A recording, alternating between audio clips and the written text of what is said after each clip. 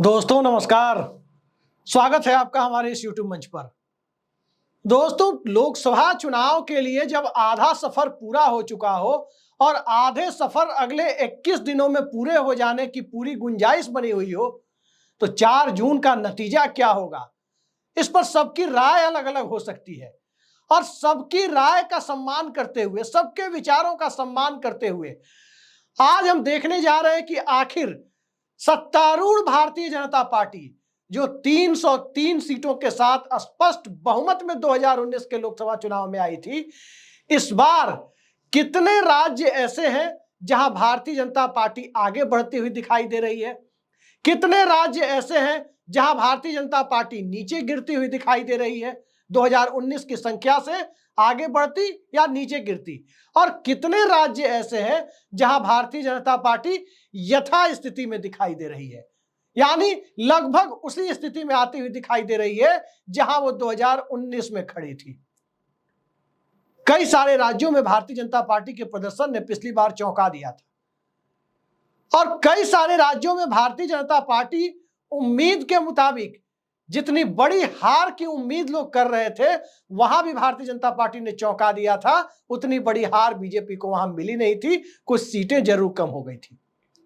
लेकिन नरेंद्र मोदी का करिश्मा, अमित शाह का मैनेजमेंट, संघ और भाजपा के कार्यकर्ताओं की फौज और 10 साल का काम बोलता है या कारनामा बोलता है, जनता के बीच इस काम बनाम कारनामे की जद्दोजहद, और इस जद्दोजहद के बीच में किसी के लिए अग्निवीर मुद्दा हो जाए, किसी के लिए राम मंदिर मुद्दा हो जाए, किसी के लिए चुनावी हिंदुत्व मुद्दा हो जाए, किसी के लिए राहुल गांधी की 30 लाख नौकरियां मुद्दा हो जाए, किसी के लिए जाति जनगणना मुद्दा हो जाए, किसी के लिए आरक्षण का दायरा बढ़ाना मुद्दा हो जाए, तो किसी के लिए ओल्ड पेंशन स्कीम मुद्दा हो जाए, और किसी के लिए तो संविधान बचाना तक मुद्दा हो जाए, तो इस बात का आकलन करना, अलग अलग इलाके के एक्सपर्ट से बात करके एक निष्कर्ष पर पहुंचने की कोशिश करना लाजमी हो जाता है कि आखिर भारतीय जनता पार्टी 2019 के बरक्स 2024 में कहां खड़ी है, कहां नरेंद्र मोदी की पार्टी खड़ी है,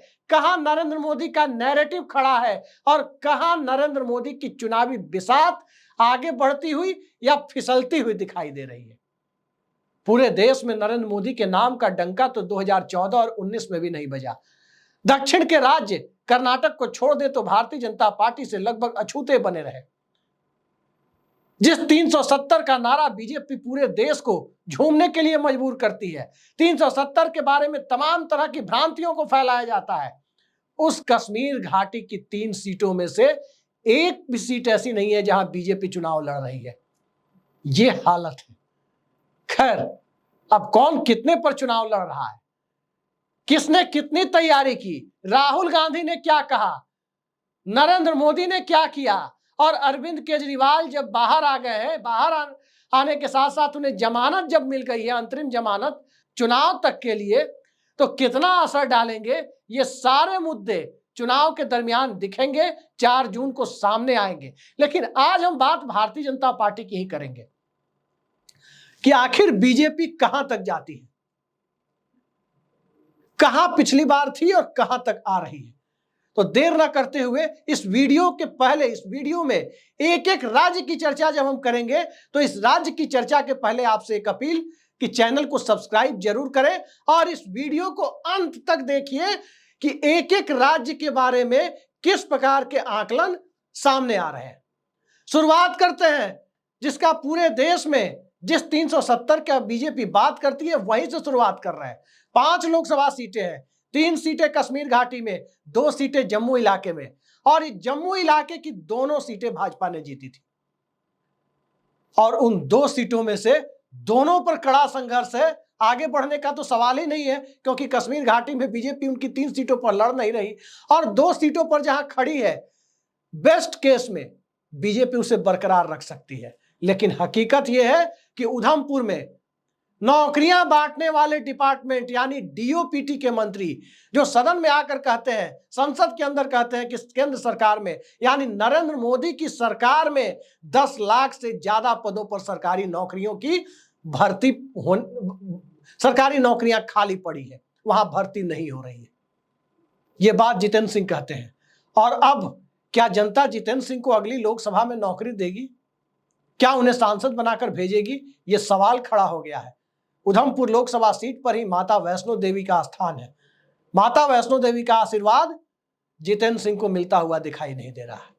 जम्मू की सीट भी फंसी हुई है, यानी यहां भी भारतीय जनता पार्टी ने अगर एक भी गंवाया तो नीचे आ रही है।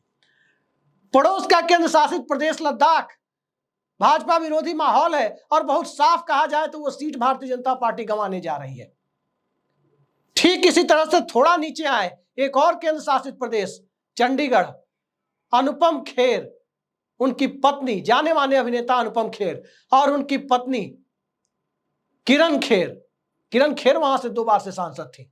इस बार बीजेपी ने किरण खेर को टिकट नहीं दिया, लेकिन किरण खेर का टिकट काटने के बावजूद चंडीगढ़ रिपीट होने नहीं जा रहा है। अनिल मसीह प्रकरण ने जिस प्रकार से इस देश के सबसे सभ्य शालीन लोगों के शहर, शांत शहर, पढ़े लिखे लोगों के शहर को बदनाम करने का काम किया, उस शहर का मिजाज अब भारतीय जनता पार्टी के खिलाफ जाकर खड़ा हो गया। वहां भी घटती हुई दिखाई दे रही है बीजेपी। बात यदि पड़ोस के पंजाब की करें तो पंजाब में भारतीय जनता पार्टी का कोई बड़ा आधार है नहीं। वहां अकाली दल के साथ गठबंधन के सहारे और सन्नी देओल के 2.5 किलो के हाथ के सहारे बीजेपी 2 सीटें जीत पाई थी। लेकिन इस बार सन्नी देओल का 2.5 किलो का हाथ बीजेपी के साथ नहीं है। और उसके साथ साथ अकाली दल जैसे गठबंधन सहयोगी के साथ छोड़ने के बाद एनडीए गठबंधन को पंजाब में सहयोगियों का भी अकाल पड़ा हुआ है। तो बीजेपी वहां खाता खोलने की स्थिति में फिलहाल दिखाई नहीं दे रही है। पड़ोस के राज्य हिमाचल प्रदेश चलते हैं, पर्यटन से के लिए जाना जाने वाला राज्य, पूरे देश में सेब की सप्लाई करने वाला राज्य। हम सब की थाली में जो सेब आती है ज्यादातर कश्मीर और हिमाचल प्रदेश से आता। और हिमाचल प्रदेश के सेब के बागवान किस हालात में है और किस प्रकार से उन्होंने जन्मत दिया, अग्निवीर कितना बड़ा मुद्दा है। और उस राज्य में जहां लगभग हर घर से लोग सेना में हो, आप अंदाजा लगा सकते हैं कि सेना या पैरा मिलिट्री में जहां हर घर से कोई ना कोई सदस्य हो, देश की सुरक्षा के लिए बॉर्डर पर, चाहे बॉर्डर चीन का हो, चाहे पाकिस्तान का हो, चाहे बर्मा का हो, हर बॉर्डर पर देश की सुरक्षा के लिए तैनात जवानों में कोई ना कोई हिमाचल का जरूर मिलता है। तो उस राज्य में अग्निवीर स्कीम और ओल्ड पेंशन ने, 1 रैंक 1 पेंशन के मामले ने किस प्रकार से प्रभावित करने का मूड बनाया है, आप अंदाजा लगा सकते हैं। पिछली बार 4 की 4 सीटें भाजपा ने जीती थी, लेकिन मत भूलिए कि बालाकोट का असर था। मत भूलिए कि तब जयराम ठाकुर की बीजेपी की सरकार वहां थी। आज न तो बालाकोट जैसा माहौल है और न ही भारतीय जनता पार्टी की राज्य में सरकार है। अब तो ओल्ड पेंशन देने वाली सरकार वहां है, कांग्रेस की सुक्खू सरकार, और उसे भी गिराने की कोशिश हो रही थी। उससे आगे बढ़ते हैं उत्तराखंड में बेस्ट केस में यही हो सकता है कि भारतीय जनता पार्टी स्थितियों को बरकरार रख ले। हिमाचल प्रदेश में तो वो नीचे गिरती हुई दिखाई दे रही है, लेकिन उत्तराखंड में भारतीय जनता पार्टी 5 की 5 सीटें, सभी 5 सीटें जो पिछले बार चुनाव जीती थी, इस बार 1 सीट की या तो कमी हो सकती है या 5 की 5 बरकरार रह सकती है। उत्तराखंड भारतीय जनता पार्टी के लिए अभी भी अभेद दुर्ग बना हुआ है।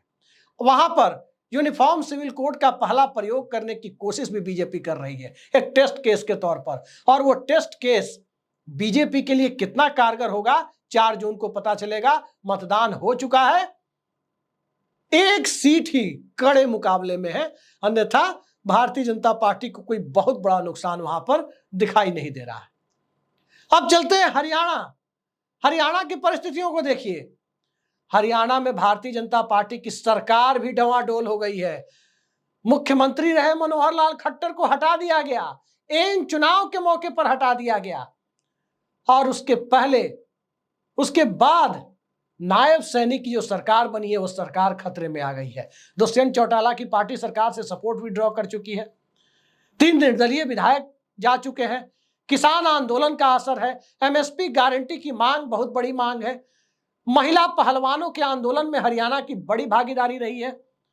और इन सब के बीच नूंह और मेवात की परिस्थितियों को जो चुनावी तौर पर सांप्रदायिकता से भर देने की कथित कवायद थी, वो कवायद कहीं से कामयाब नहीं हुई।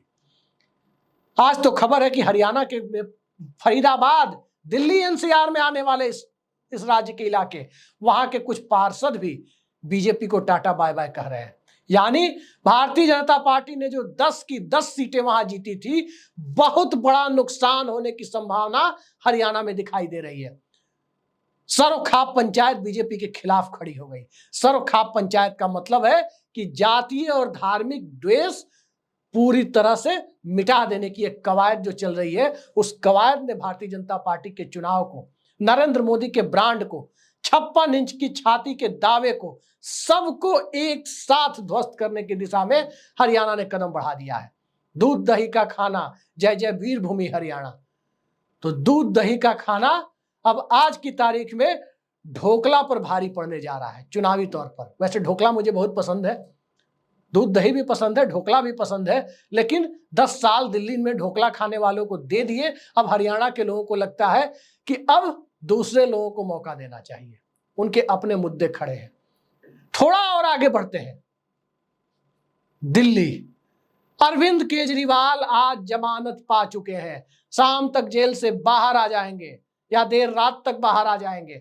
लेकिन अरविंद केजरीवाल के बाहर निकलने के साथ साथ हरियाणा में जिस प्रकार से 1 सीट आम आदमी पार्टी लड़ रही है, दिल्ली में 4 सीट लड़ रही है।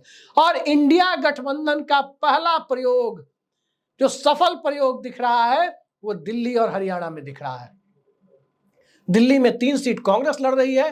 कांग्रेस से कन्हैया कुमार भी लड़ रहे हैं, जाने माने छात्र नेता। उदित राज भी लड़ रहे हैं, तो जयप्रकाश अग्रवाल भी चांदनी चौक में लड़ रहे हैं। वहीं भारतीय जनता पार्टी ने अपने गालीबाज सांसद, संसद में अपशब्द बोलने वाले सांसद रमेश बिधूड़ी का टिकट काट दिया है। सुषमा स्वराज की बेटी चुनाव लड़ रही है, लेकिन सरकारी कर्मचारियों के इलाके में जब वो वोट मांगने जा रही है, तो सरकारी कर्मचारियों की ओल्ड पेंशन स्कीम की मांग उनके गले की फांस बन गई है। सोमनाथ भारती से मुकाबला हो रहा है। पूर्वी दिल्ली का इलाका, मनीष सिसोदिया का इलाका, वो अभी भी जेल में है। सहानुभूति की लहर चल रही है। और मनोज तिवारी बनाम कन्हैया कुमार के मुकाबले की तो पूछिए ही मत। पप्पू यादव का जो बिहार में चुनावी मुकाबला था, उसके बाद पूरे देश में किसी मुकाबले की चर्चा है तो मनोज तिवारी बनाम कन्हैया कुमार की। एक भी बौद्धिक डिबेट में अगर मनोज तिवारी और कन्हैया कुमार को आमने सामने बैठने के लिए कह दिया जाए, तो सारे अश्लील गाने गाने मनोज तिवारी भूल जाएंगे। कम से कम बौद्धिकता के स्तर पर तो चुनौती नहीं है। और जो इलाका उत्तर पूर्वी दिल्ली का है, उसमें दिल्ली यूनिवर्सिटी भी है, उसमें मुखर्जी नगर की IAS IPS तैयार करने वाली नर्सरी भी है। तो कितनी बड़ी चुनौती है मनोज तिवारी के लिए, आप अंदाजा लगा सकते हैं। दिल्ली से बाहर निकलते हैं, राजस्थान की स्थितियों को देखते हैं। राजस्थान में भारतीय जनता पार्टी राजपूत आंदोलन से परेशान, वसुंधरा राजे को मुख्यमंत्री नहीं बनाए जाने से भारतीय जनता पार्टी अपने अंतरकलह से उसी तरह परेशान जिस तरह से सचिन पायलट को मुख्यमंत्री नहीं बनाए जाने से कांग्रेस 2019 के लोकसभा चुनाव में अपने अंतरकलह से परेशान थी। और किसी भी डोमिनेंट कम्युनिटी का एक तरफा सपोर्ट नहीं मिलना राजस्थान में भारतीय जनता पार्टी के 25-0 के स्ट्राइक रेट में एक बड़ा डेंट लगाता हुआ दिख रहा है। दिल्ली में भी गिरावट दिख रही है और दिल्ली के बाद राजस्थान में भी बड़ी गिरावट दिख रही है। ये गिरावट कुछ लोग कह रहे हैं कि 7 सीटों की होगी, कुछ कह रहे हैं 9 सीटों की होगी और कुछ कह रहे हैं कि 15 से 16 सीटों की हो सकती है। एक भी सीट घटती है तो भारतीय जनता पार्टी के परफॉर्मेंस में गिरावट है, क्योंकि बीजेपी आगे तो नहीं बढ़ सकती। जैसे दिल्ली में पिछली बार 7 सीटें जीती थी, 7 से आगे तो बढ़ नहीं सकती। हरियाणा में 10 सीट जीती थी, 10 से आगे तो बढ़ नहीं सकती, वहां भी गिरावट है। राजस्थान में भी 25-0 का स्ट्राइक रेट बीजेपी यानी एनडीए का था, वहां उससे आगे बढ़ नहीं सकती। अब 26 सीट तो जीत नहीं सकती क्योंकि सीटें ही 25 है। दिल्ली हरियाणा वाली स्थिति है। तो यहां भी एक बड़ा डेंट लगने की संभावना दिख रही है। अब चलते हैं मध्य प्रदेश में 29 सीटें, 28 एक का आंकड़ा पिछली बार था।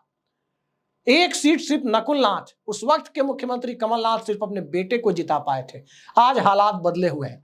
ग्वालियर, मुरैना सब बेहद कड़े संघर्ष में है और कांग्रेस पार्टी को कहीं ना कहीं बढ़त भी दिख रही है। दिग्विजय सिंह भी कड़े मुकाबले में चुनाव के बाद बढ़त बनाते हुए दिख रहे हैं। तो बघेलखंड और बुंदेलखंड के इलाके भी कई सीटें फंसी हुई दिख रही है। धार का इलाका भी भारतीय जनता पार्टी फंसी हुई दिख रही है। तो साफ दिखाई देता है कि यहां भारतीय जनता पार्टी 28 से आगे बढ़ने की छोड़ दीजिए कि 29 हो जाए, बरकरार रखने की उम्मीद भी छोड़ दीजिए, यहां पर भारतीय जनता पार्टी नीचे आ रही है। अब वो 4 सीट नीचे आए या 10 सीट नीचे आए, लेकिन नीचे आ रही है, ये तय है। पड़ोस के राज्य छत्तीसगढ़ की स्थिति देखते हैं।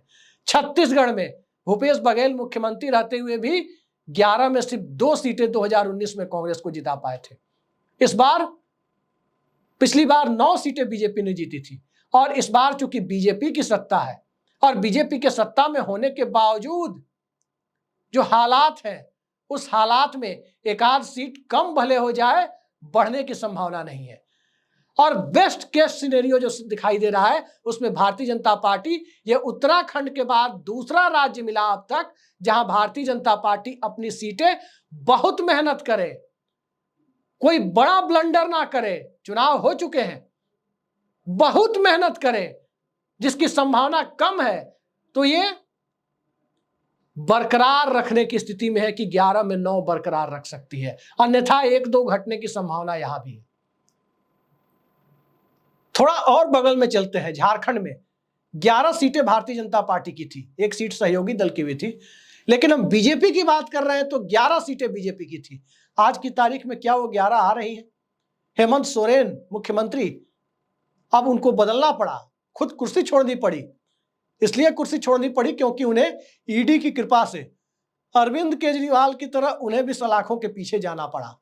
तो वहां जिस प्रकार से उलगुलान हो रहा है, वहां जिस प्रकार से आदिवासी चेतना जग रही है, और वहां जिस प्रकार से स्थानीय लोगों की एकजुटता, जो संथाल इलाके में हेमंत सोरेन सीमित हो गए थे, आज जेएमएम, संथाल हो, मुंडा हो या कोई और ट्राइबल ग्रुप हो, हिंदू और क्रिश्चियन की जो बीजेपी ने बाइनरी खड़ी की थी ट्राइबल के बीच में, या खड़ी करने की कोशिश की थी, खासकर नॉन संथालों में, वो बाइनरी भी अब खत्म होती हुई दिखाई दे रही है। अब जो परिस्थितियां वहां है, भारतीय जनता पार्टी की धनबाद की सीट भी ढुल्लू महतो बचा पाएंगे, शक है। और एक बात तो तय मानिए, 11 सीटें बीजेपी रिपीट करने की स्थिति में नहीं है, वहां सीटें कम हो रही है, अच्छी खासी संख्या में कम हो रही है। थोड़ा पड़ोस में और चलते हैं, बिहार। राजनीतिक तौर पर बिहार और महाराष्ट्र इस देश की राजनीति के सबसे जागरूक लोगों वाला प्रदेश माना जाता है। तमिलनाडु, बिहार, महाराष्ट्र, केरल, ये राजनीतिक तौर पर सबसे ज्यादा चार्ज्ड अप और जागरूक लोगों का राज्य माना जाता है। यहां की बात करें, क्या दिखाई दे रहा है बिहार में? 17 सीटें बीजेपी ने पिछली बार लड़ी थी और 17 जीती थी। इस बार एनडीए गठबंधन अंदर से कितना गठबंधन है और कितना लठबंधन है, ये जमीन पर दिखाई दे रहा है। नीतीश कुमार के वोटर और उनके कार्यकर्ता चुनाव अभियान में लगे तो हुए हैं, लेकिन 2020 के चिराग मॉडल, जिसमें नीतीश कुमार की सीटों को जानबूझकर कम करके एनडीए में उन्हें छोटा भाई बनाने की जो कवायद थी, उस कवायद को दिमाग में रखकर, गांठ बांधकर, तब जनता दल यूनाइटेड इस चुनाव में एनडीए गठबंधन के साथ कम से कम फोटो सेशन के लिए तो जरूर खड़ा है। उसके आगे की परिस्थितियों को आप लोग सोच लीजिए कि 17 सीटों में डेंट लग रहा है, ये बात तय है। अब वो 5 का लगेगा या 10 का लगेगा या 8 का लगेगा, ये जैसे जैसे चुनाव आगे बढ़ेगा वैसे वैसे क्लियर होता जाएगा। 3 सीटों पर चुनाव हो चुका, 14 बाकी है। बिहार के पड़ोस में उत्तर प्रदेश आते हैं। उत्तर प्रदेश की परिस्थितियों को देखिए। उत्तर प्रदेश की परिस्थितियां साफ इशारा करती है कि 62 सीटें पिछली बार की तरह जीत पाने की स्थिति में बीजेपी नहीं है। 80 में 62 बीजेपी जीती थी, 2 सीट सहयोगियों ने भी जीती थी। पिछली बार बुआ बबुआ गठबंधन भी था, यानी बसपा और सपा का गठबंधन भी था, जो इस बार नहीं है। लेकिन संविधान बचाओ, पीडीए यानी पिछड़ा दलित की एकता, और इन सब के बीच आरक्षण और जाति जनगणना का मुद्दा, नीतीश कुमार के जाने के बावजूद कुर्मी मतदाताओं का जिस प्रकार से वहां रुझान दिख रहा है, मौर्य मतदाताओं का जो रुझान दिख रहा है, योगी आदित्यनाथ और अमित शाह के बीच में खटपट की जो खबरें आ रही है उससे साफ दिखाई देता है कि भारतीय जनता पार्टी एक तरफ विपक्ष से लड़ रही है तो एक तरफ अपने अंदर की परिस्थितियों से लड़ रही है। तो उत्तर प्रदेश की परिस्थितियां साफ है कि अग्निवीर भी यहां मुद्दा है, पेपर लीक भी मुद्दा है, आरओ का पेपर हो या 69,000 शिक्षक बहाली का मसला हो, आरक्षण की प्रक्रिया भी एक मुद्दा है, तो दलितों के बीच संविधान बचाना भी एक मुद्दा है। और इन सब के बीच Bharatiya Janata party 5 kilo ration और राम मंदिर और उसके ऊपर नरेंद्र मोदी का चुनावी भाषण, जिसमें अब अडानी अंबानी पर हमला भी शुरू हो चुका है, इसको मुद्दा बनाने की कोशिश कर रही है। लेकिन ये पब्लिक है, उत्तर प्रदेश की पब्लिक, और जब पिछड़ा और दलित एकजुट होने की कोशिश करते हैं तो कितनी भी कोई बी टीम आ जाए, सी टीम आ जाए, कोई काम बहुत ज्यादा यहां हो नहीं पाता है। अखिलेश यादव भी चुनाव लड़ रहे हैं तो राहुल गांधी भी चुनाव लड़ रहे हैं, स्मृति ईरानी भी चुनाव लड़ रही है और स्मृति ईरानी का चुनाव खुद फंस गया है। नरेंद्र मोदी भी बनारस से ताल ठोक रहे हैं। लेकिन क्या इस पूरे अभियान में योगी आदित्यनाथ 2019 जैसी भूमिका निभा रहे हैं? यह सवाल उत्तर प्रदेश के मतदाताओं के सामने बहुत बड़ा सवाल है और इस सवाल के आश्रय भारतीय जनता पार्टी का प्रदर्शन गिरकर कहां आएगा? वो 5 सीटें कम होंगी या 25 सीटें कम होंगी? अब बहस का मुद्दा उत्तर प्रदेश में, विमर्श का स्तर उत्तर प्रदेश में इस लेवल पर आ चुका है कि भाजपा की सीटें कम तो हो रही है, कितनी कम हो रही है इसको लेकर के अब बहस शुरू हो चुकी है। गाजियाबाद नोएडा ही उत्तर प्रदेश नहीं है, लखनऊ और गोरखपुर और बनारस ही उत्तर प्रदेश नहीं है। इसके अलावा भी उत्तर प्रदेश में 75 सीटें हैं। गाजियाबाद, नोएडा, लखनऊ, गोरखपुर, बनारस, ये सिर्फ 5 सीटें हैं। 5 के अलावा भी 75 सीटें हैं और इन 5 पर तो भारतीय जनता पार्टी जब डूबी हुई थी यूपी में 2004 और 2009 में, तब भी भारतीय जनता पार्टी यहां खड़ी थी या इनमें से अधिकांश सीटों पर खड़ी थी। तो इन टापुओं पर जो बीजेपी 2004-09 में बची दिखती थी, क्या बीजेपी फिर इन टापुओं पर ही बचने की स्थिति में आ रही है? ये बात नहीं कही जा सकती। लेकिन भारतीय जनता पार्टी की सीटें ठीक ठाक संख्या में कम हो रही है, ये संभावना अभी से बन गई है। मुद्दे बदलते जा रहे हैं, नरेंद्र मोदी का ग्राफ गिरता जा रहा है। योगी आदित्यनाथ की जो 2017 में छवि थी वो 2022 में नहीं है, 2024 में नहीं है। विधानसभा चुनाव में ही 18% सीटें बीजेपी की कम हो गई। तो इसी से अंदाजा लगा सकते हैं कि 325 से 255 पर बीजेपी आ गई थी, तकरीबन 70 सीटें कम हो गई थी विधानसभा चुनाव में। अकेले बीजेपी को ही 312 सीटें थी 2017 में, वहां से 255 पर आई, यानी 57 सीटें वहीं से कम हो गई थी बीजेपी की। अलायंस पार्टनर की सीटें भी जोड़ ले तो कम ही हुई थी। तो उत्तर प्रदेश की परिस्थितियों में अब चाहे जयंत चौधरी साथ आ जाएं, अब चाहे ओम प्रकाश राजभर को मंत्री बना दिया जाए, लंबे समय तक इंतजार करवा के, खुद राजभर के बेटे भी फंसे हुए हैं। तो नरेंद्र मोदी की अपील कितनी काम करती है, मंगल सूत्र की कितनी दुहाई काम आती है? अब दुहाई के सहारे सियासत को लड़ने की जब कोशिश हो रही है तो दुहाई बहुत ज्यादा काम करती नहीं है। गुजरात को देख लेते हैं, प्रधानमंत्री का गृह प्रदेश, 2 बार से 26-0 के स्ट्राइक रेट के साथ बीजेपी चल रही है। लेकिन अब कहीं चैतर बसावा खड़े हैं तो कहीं आप और कांग्रेस के गठबंधन की परिस्थितियां खड़ी है। बेस्ट केस सिनेरियो में, जिसकी गुंजाइश बेहद कम है, भारतीय जनता पार्टी फिर से 26-0 आ सकती है, यानी यथास्थिति बरकरार रख सकती है। लेकिन अगर गुजरात में 2 सीटें भी कम होती है या 4 सीटें भी कम होती है तो गिरावट ही होनी है। बढ़ने वाला राज्य अब तक मुझे मिला नहीं है जहां बीजेपी आगे बढ़ रही हो। तो जब आगे नहीं बढ़ रही है तो गुजरात के आगे चलते हैं। गुजरात में तो सूरत का नतीजा आ गया, सूरत ने अपनी सूरत दिखा दी। लेकिन महाराष्ट्र कैसी सूरत दिखा रहा है? महाराष्ट्र जो सूरत बीजेपी को दिखा रहा है, जिसमें इमोशन है, जिसमें धोखा है, जिसमें थ्रिलर है, जिसमें सस्पेंस है, और इन सब से आगे बढ़कर मोदी हराओ और भाजपा हराओ अभियान की एक पूरी की पूरी झलक भी है महाराष्ट्र में। अलायंस के साथ 48 में 41 और अकेले बीजेपी की 23।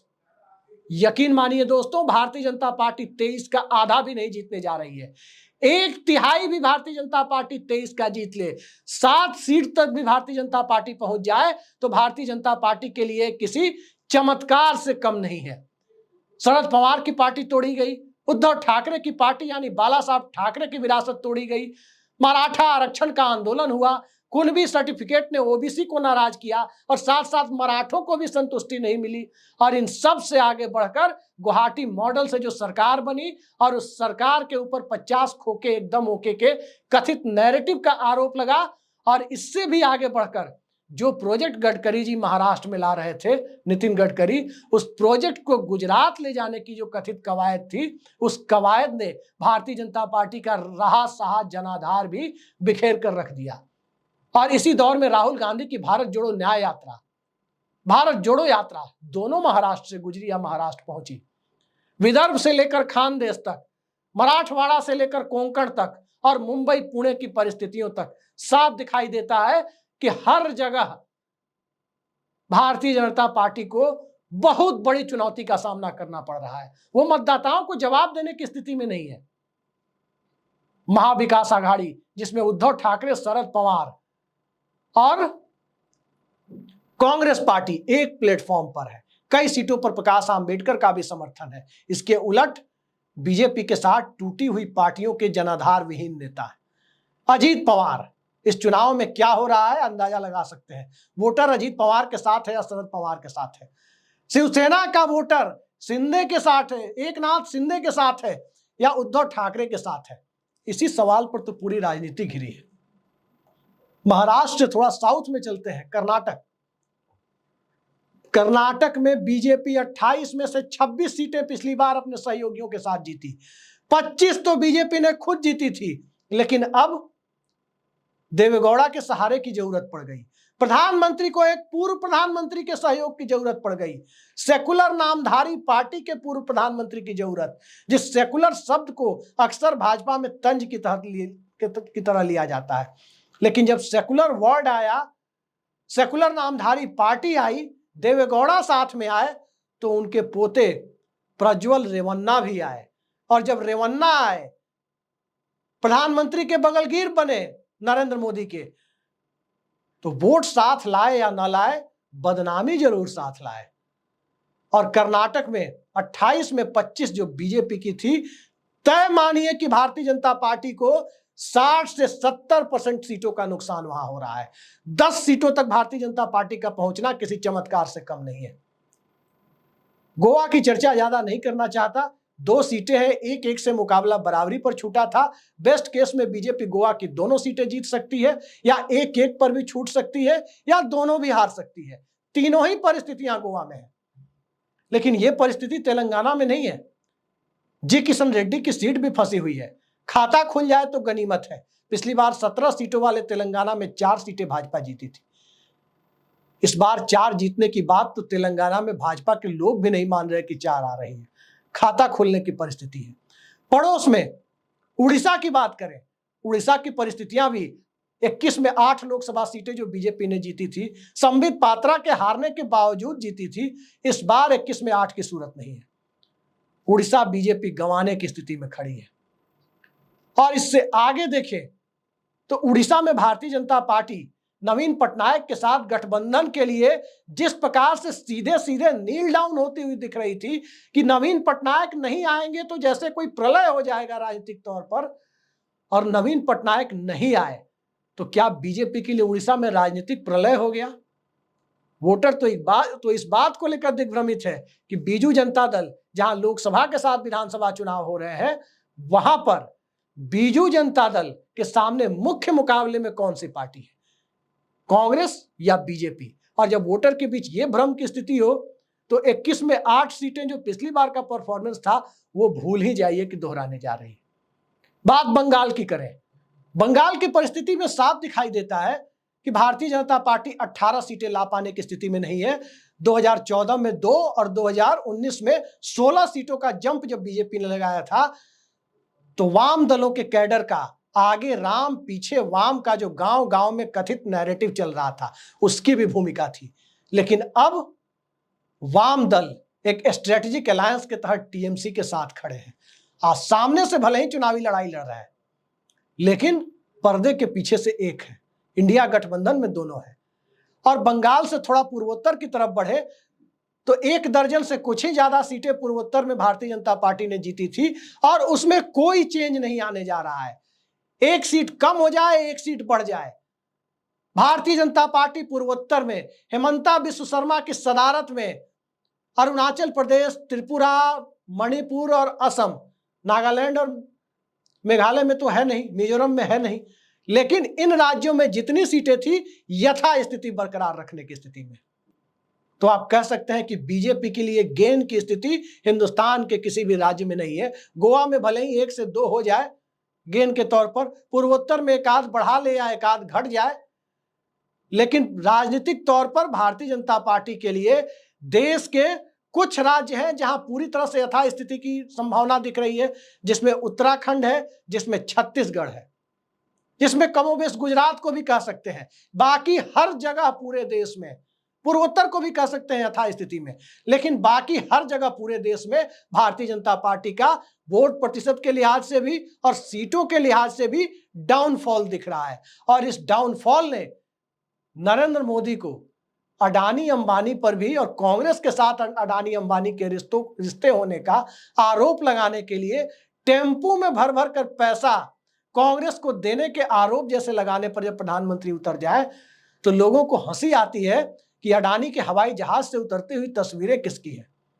राहुल गांधी की तो नहीं है, मल्लिकार्जुन खड़गे की तो नहीं है, नीतीश कुमार की तो नहीं है जो आज उनके सहयोगी ही हैं, ममता बनर्जी की तो नहीं है, अखिलेश यादव की तो नहीं है, तस्वीरें नरेंद्र मोदी की ही हैं। और जब तस्वीरें नरेंद्र मोदी की है तो जनता इन आरोपों पर हंसती है। मंगलसूत्र से शुरू होकर भैंस तक आ जाना इस बात का सबूत है कि किसकी भैंस पानी में जाती हुई दिखाई दे रही है। और साफ साफ दिखाई दे रहा है कि बीजेपी की चुनावी भैंस क्या वाकई पानी में जा रही है। इंतजार कीजिए 4 जून का, 4 चरण के बचे हुए चुनाव और 4 जून की तारीख सियासत का चाल चरित्र और चेहरा काफी हद तक बदलने जा रही है। और इस बदलाव के दौर को, 10 साल बाद होने वाले बदलाव के दौर को जनता को, बुद्धिजीवियों को और हर व्यक्ति को, यूं कहें कि भारत समेत पूरी दुनिया में लोकतंत्र को मानने वाले लोगों के लिए इस बदलाव को एक सुखद बदलाव के तौर पर देखने के लिए तैयार होना चाहिए। आज के लिए इतना ही। नमस्कार।